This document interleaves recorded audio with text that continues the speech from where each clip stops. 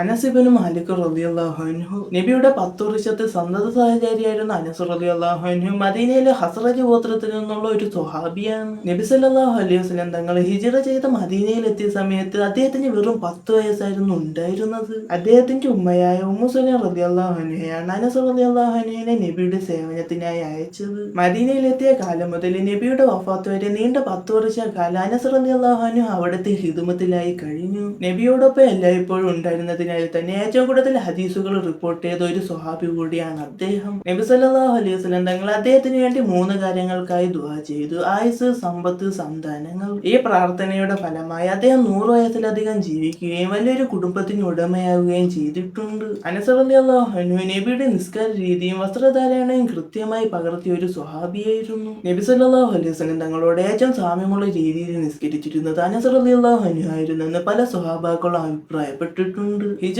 93-ൽ ഏകദേശം 103-നോടടുത്ത് പ്രായമുണ്ടായിരുന്നപ്പോൾ ബസറയിൽ വെച്ചാണ് അദ്ദേഹം വഫാത്തായത്. ബസറയിൽ വെച്ച് അവസാനമായി വഫാത്തായ സ്വഹാബിയാണ് അനസ് റളിയല്ലാഹു അൻഹു.